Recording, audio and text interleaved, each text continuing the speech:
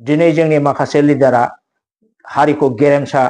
दानो नागिरो नाथाय दुखु गोनां बाथ्रा गेरेमसाखौ नों माब्ला दानो हागोन 6 जना माबा मोनसे बुङोबा 9 जन एमएलए बेखौ काउन्टार होनानै सेस होगोन अब्ला जोंनि पलिटिकल राइटआ रैखा जाखो ना धंस जाखो दा बेलायावहाय जोंनि बर' इन्टेलेक्चुएल बर' विभिन्न अर्गानाइजेशन विभिन्न राजनीतिक दलनि लिडारफ्रा मानो मोदोमाव नांदिया थांनाय एमपि इलेक्शनावबो गोबां बेबायदि सरनिया मानसिफ्रा दारायबावदों दा बेलायावहाय जोंनि बर'नि भबिष्यतआ बिराद खोमसि सर थांनाय डिलिमिटेशननि सायावहाय नोंथाङा मा बुंनो सानो थांनाय डिलिमिटेशननि सायाव जों बेखौनो बुंनांगोन जे 2003 नि 10 फेब्रुआरियाव जे एकर्ड जादोंमोन बिटिसि एकर्ड आरो बे उनाव एक्ट जादों बे हिसाबै बिटिसि अटोनोमास डिस्ट्रिक्ट काउन्सिला मोनसे 6 शिड्यूल अटोनोमास डिस्ट्रिक्ट काउन्सिलमोन आरो भारतनि संविधान हिसाबै संविधाननि 300 धारा आर्टिकल आरो 332 धारा आर्टिकल मते जे 6 शिड्यूल अटोनोमास डिस्ट्रिक्ट काउन्सिलाव जेसेबां लोकसभा जायो बियो एसटी रिजार्व जानांगौ आरो 6 शिड्यूल अटोनोमास डिस्ट्रिक्ट काउन्सिलाव जेसेबां एमएलए सीट जायो बे एसटी जाजोबनांगौ दा जोङो मोनखानांगौखामोन दा नुनो मोनबाय जोङो थांनाय डिलिमिटेशनाव बे बिटिसि 6 शिड्यूलखौ नो वेर खालामनानै बाहाय 15टा एमएलए सीट होदोंमोन भारत सरकारा 15टानि बिथोराव 9टाखौ जेनेरेल सीट बिथांमोनहा बानायदों 6टाखौल' जोंनो एसटी होलांदों दा बियो कमप्लिटली 6 शिड्यूल अटोनोमास डिस्ट्रिक्ट काउन्सिलखौ नो वेर खालामनाय जादों नेग्लेक्ट खालामनाय जादों 6 शिड्यूल गैया होननाय जादों दा अब्लाबो दुखु गोनां बाथ्राया बेनो जे जोंनि बर' फ्रन्टेल अर्गानाइजेशननि दैदेनगिरिया बे खोथाखौ संविधानखौ दहाय होनानै गासिबो एसेम्बली समष्टिया एसटी रिजार्व जानांगौ भारतनि संविधान मते आरो एमपिआ क'क्राझार आरो उदालगुरि मोननै जानांगौमोन आरो बे एसटी रिजार्व जानांगौ बे खोथा फंसेबो बुङाखै दा बे बिराद दुखु गोनां बाथ्रा जादों जोंनि मैखोम अर्गानाइजेशना ज' जानानै बियो मोनबा आरो बिटिसिआ जुदि गमामायै 6 शिड्यूला दाबो दङब्ला 15टा एमएलए सीटआव 15टाबो बियो एसटी रिजार्व जानांगौमोन आरो जोंहा पपुलेशन हिसाबैबो जेरै कार्बि आंलंआ 6 लाखजोंनो डिफु मोनसे एमपि समष्टि मोनदों जोंना 15टा एमएलए नि समष्टिनि पपुलेशनखौ लायोबा जेन'बा 7टा एमएलए जों मोनसे माने एमपि समष्टि आरो 8टा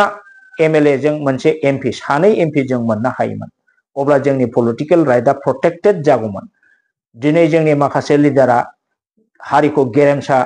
दानो नागिरो नाथाय दुखु गोनां बाथ्रा गेरेमसाखौ नों माब्ला दानो हागोन नोंनि पलिटिकल राइटआ प्रोटेक्टेड जायोब्ला रैखाथि गोनां जायोबा दिनै ट्राइबेलनि इस्यूनि सायाव सोर एमएलएआ बुंगोन सोर एमपिआ बुंगोन दिनै जों नुनो मोनबाय बिटिसि 6 शिड्यूलनि आन्दाराव 9 जना जेनेरेल एमएलए 6 जनाल' ट्राइबेल एमएलए जानोसै 6 जना माबा मोनसे बुङोबा 9 जन एमएलए बेखौ काउन्टार होनानै सेस होगोन अब्ला जोंनि पलिटिकल राइटआ रैखा जाखो ना धंस जाखो दा बेलायावहाय जोंनि बर' इन्टेलेक्चुएल बर'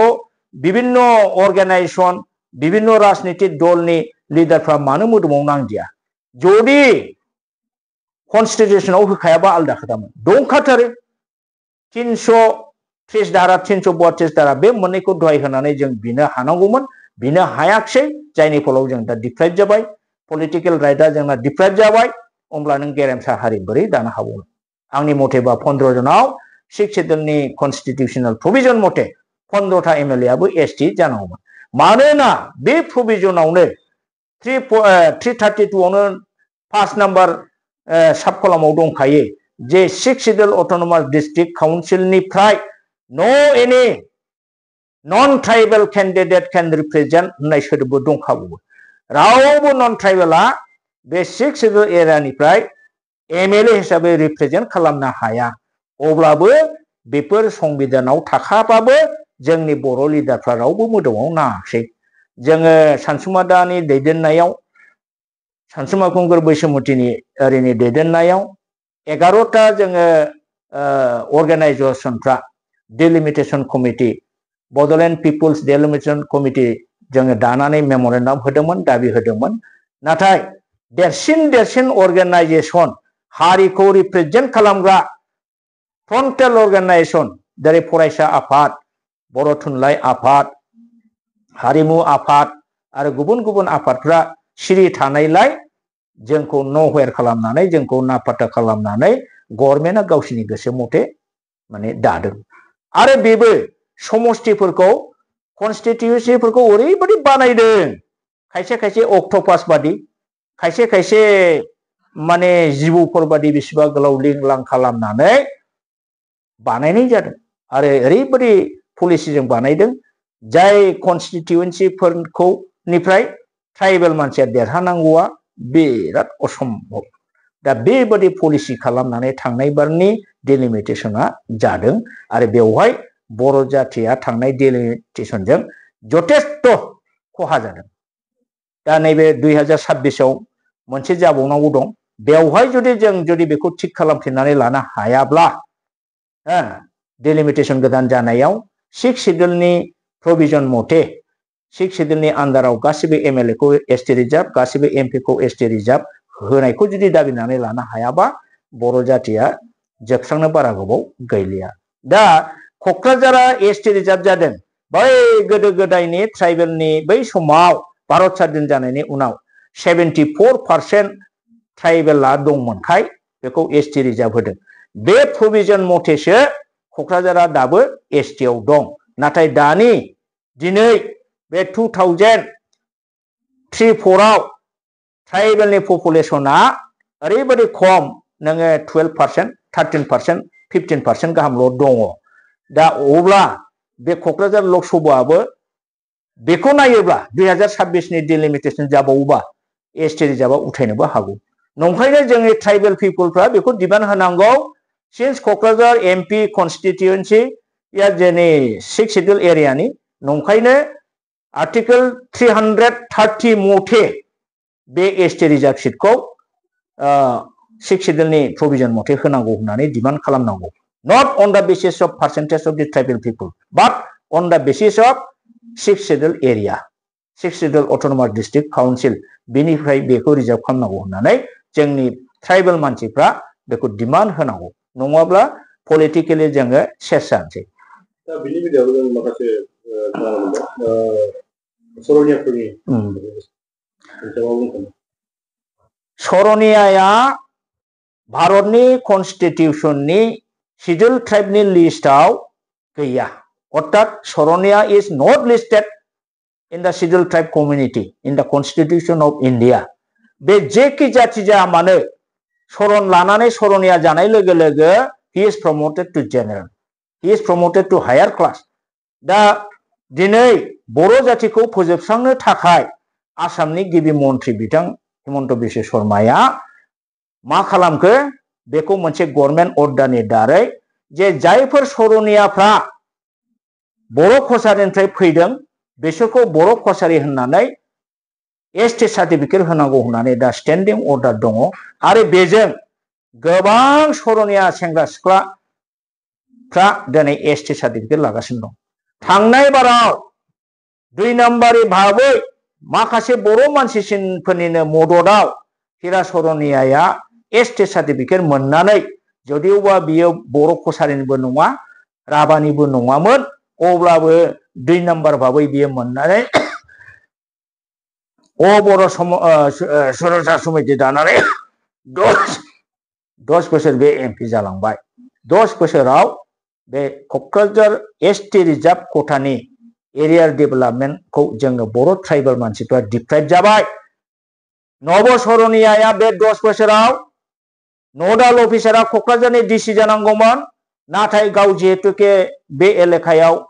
बारा फैनो सुबिदा जाया बियो नलबारियाव बेखौ शिफ्टिं खालामनानै नलबारि डिसिनि थ्रुयै बे 10 बोसोरनि गासिबो एरिया डेभेलपमेन्टनि खामानिखौ बियो मावदों